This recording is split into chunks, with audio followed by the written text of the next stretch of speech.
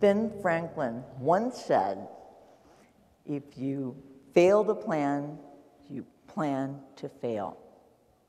How many times have we thought that ourselves and coached our clients on that very same thought? But then the best laid plans of mice and men often go awry. Robert Burns had it dialed in.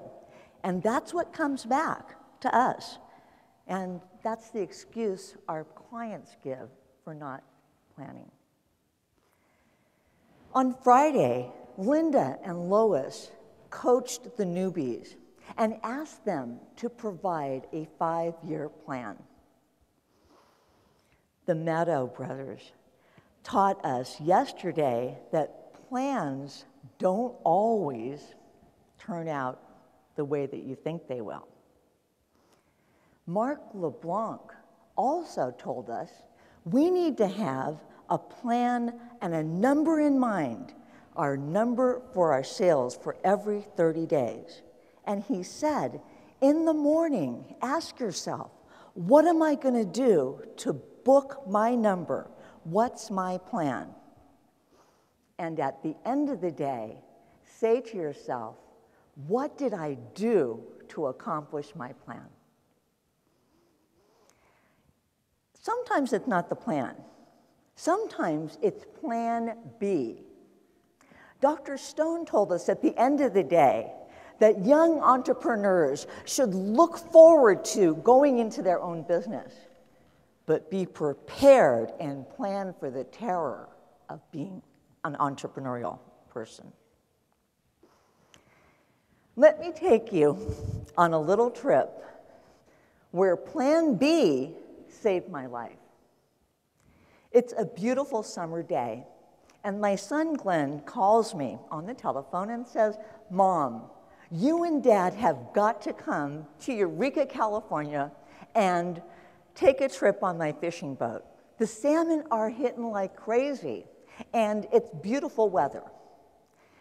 Mike and I love to fish. We love the ocean. We're avid scuba divers, so we're at our best in the sea.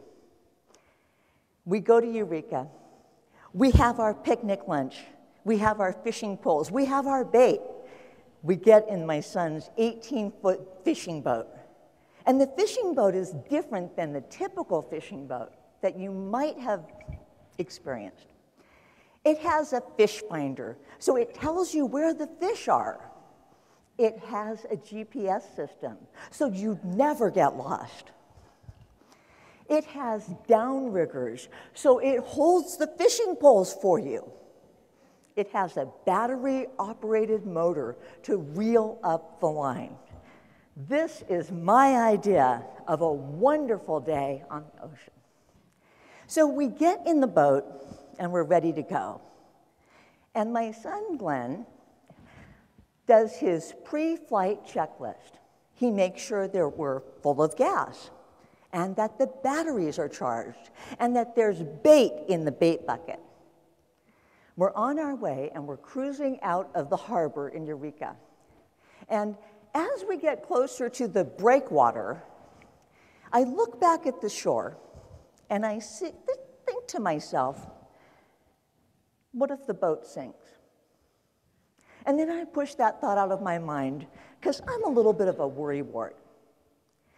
But I know my son has plan B, so we're prepared.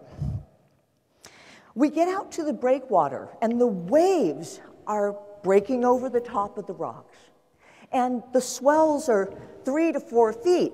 And it's challenging. Eureka has one of the most challenging bays to take a little fishing boat out and navigate through those swells.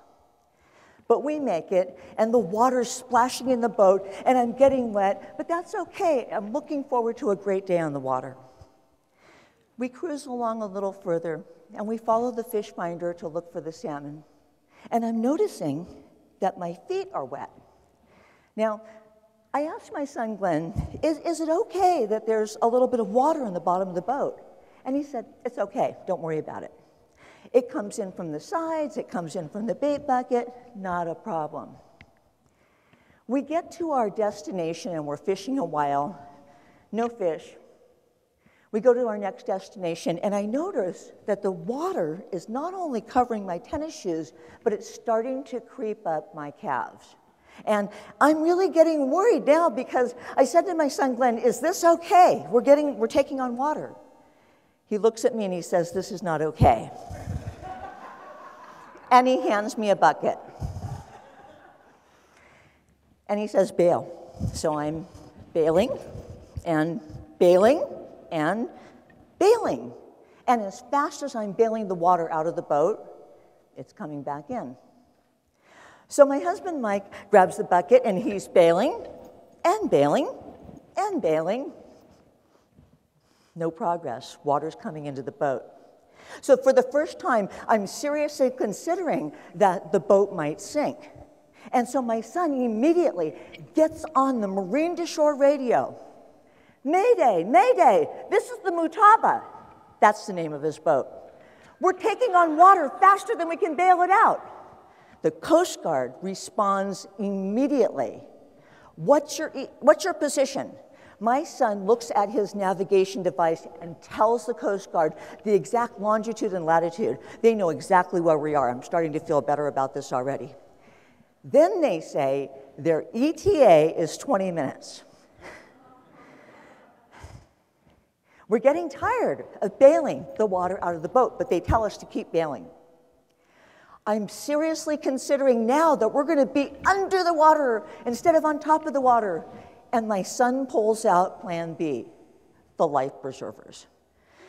So I put on my life preserver, and I'm feeling pretty confident because when I'm swimming in a pool, I can actually float all day on my back. But I'm worried about Mike and Glenn because I'm worried that they'll sink like bricks. But plan B, the life preservers are in place, and I know that if nothing else, they can hang on to me. So we're in our life preservers, and we're still bailing the water out, and the water's still coming in. And off in the distance, another boat comes towards us. They had heard our distress call. So they shored up along us, and I'm feeling pretty good because if the water starts to fill up the boat, we can just climb into the next one. Coast Guard arrives.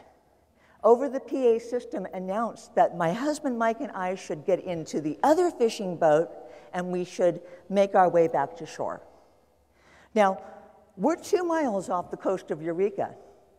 It's 200 feet deep. I know that because the fish finder told me that.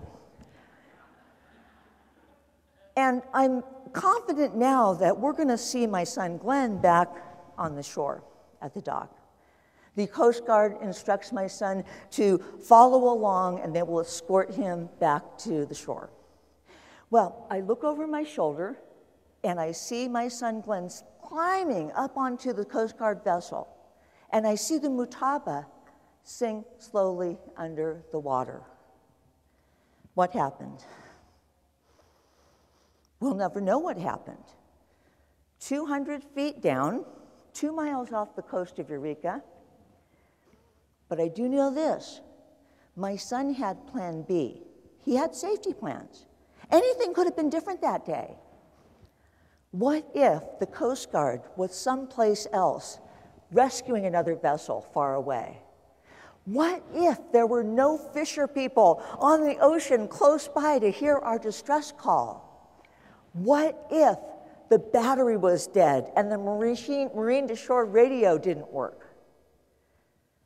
Well, none of those things happened because my son had backup plans. He had emergency plans. What are your backup plans? What are your emergency plans? What is your plan B? Eleanor Roosevelt once said, "It takes more energy to wish than it does to plan." Thank you.